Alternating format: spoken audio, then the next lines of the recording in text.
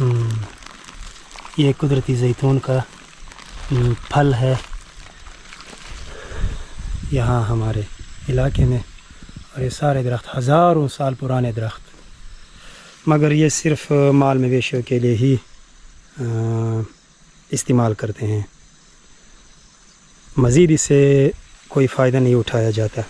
یعنی نہ اس کا تیل نکالنے کے لیے کوئی پراپر انتظام ہے، بالکل ہے ہی نہیں انتظام، اور نہ انہیں یہاں کی مقامی لوگوں کو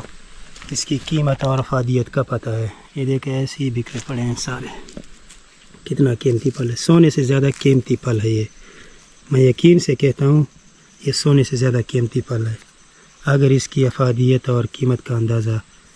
جن لوگوں کو ہے ان کے نزدیک یہ سونے سے قیمتی ہے۔ ایسے ہی گر چکے ہیں اسی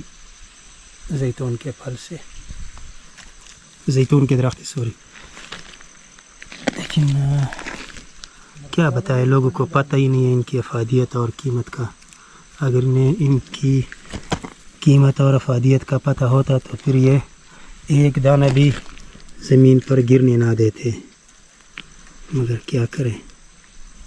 جس چیز کا علم ہی نہ ہو اس کی قیمت کا اندازہ کس طرح لگائیں۔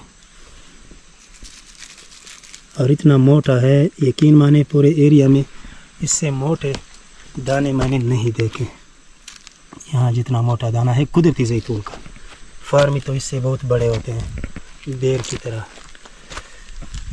دیکھیے کچرا بنایا ہوا ہے یہاں،